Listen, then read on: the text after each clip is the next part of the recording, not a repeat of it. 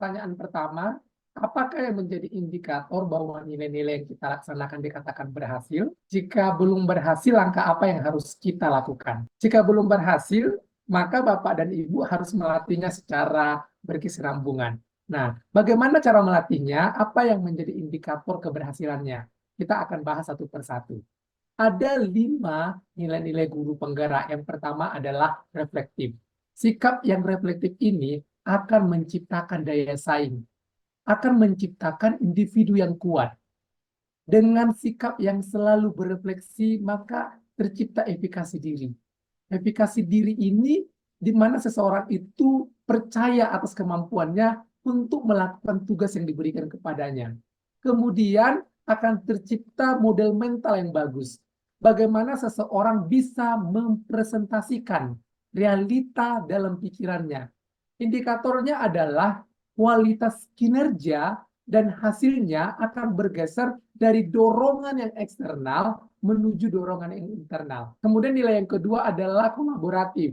Ini akan menciptakan daya sanding, akan menciptakan pribadi yang menyenangkan bagi sekitarnya.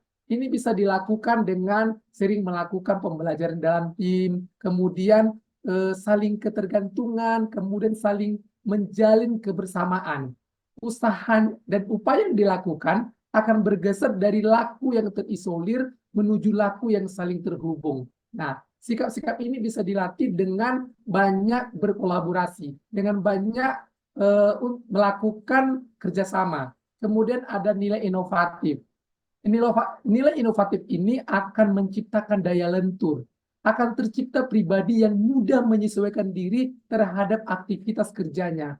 Orang tersebut akan lebih fleksibel, kemudian dia memiliki visi bersama, tujuan bersama, dan dia akan lebih efektif dan akan lebih efisien melakukan tugas-tugasnya. Indikatornya adalah ada perubahan perspektif yang bergerak dari egosentris menuju alternatif. Kemudian dari yang berpikir sempit menuju ke yang lebih luas. Kemudian ada nilai mandiri. Nilai mandiri ini akan menciptakan daya lenting. Daya lenting ini akan menciptakan pribadi yang mampu bertahan dan pulih kembali pada keadaan yang seimbang pada saat berhadapan dengan masalah atau keterpurukan. Nah, akan tercipta keahlian-keahlian baru, akan tampak pada penguasaan dirinya, di mana kualitas kinerjanya dan hasilnya ini bergeser dari ketidakjelasan menuju pada kejelasan. Kemudian nilai keberpihakan kepada murid. Seseorang yang dikatakan berpihak kepada murid tampak pada keputusan-keputusannya, nampak pada kelasnya, di mana guru tersebut akan mengambil suatu keputusan dengan mementingkan murid. Apa yang dibutuhkan oleh murid. Semua keputusan yang diambil ini adalah untuk mensejahterakan murid, untuk memerdekakan muridnya. Berikutnya pertanyaan yang kedua, apakah seorang guru penggerak harus mempunyai posisi penting di sekolah agar dapat menggerakkan ekosistem sekolah? Bapak Ibu sudah menempuh serangkaian proses untuk berada di posisi calon guru penggerak saat ini. Artinya, Bapak dan Ibu sebagai CGP adalah sosok yang sudah menggerakkan. Makanya lulus sampai tahap ini. Pertanyaannya, apakah Bapak dan Ibu memiliki posisi penting saat mendaftar menjadi guru penggerak? Ya, mungkin ada yang memiliki posisi penting dan mungkin ada yang belum memiliki posisi penting. Nah, jawabannya apakah harus memiliki posisi penting untuk bisa menggerakkan? Jawabannya tidak harus, Bapak dan Ibu. Agar dapat menggerakkan, maka kita harus berpikir strategis, menguatkan lingkar pengaruh.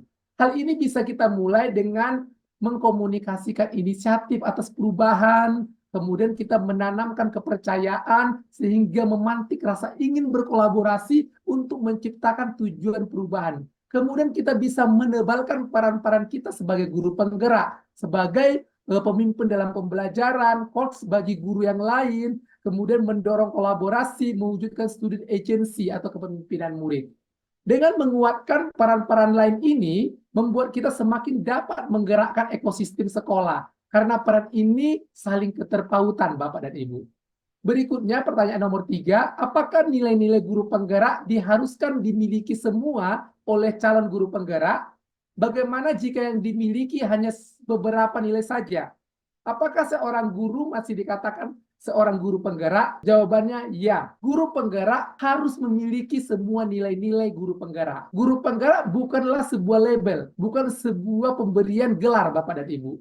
Sesungguhnya Bapak dan Ibu sudah merupakan guru penggerak karena sudah berada pada pembekalan ini. Serangkaian kegiatan yang Bapak Ibu lalui sampai berada di posisi ini sebenarnya karena Bapak dan Ibu sudah menjadi orang yang tergerak, bergerak dan menggerakkan.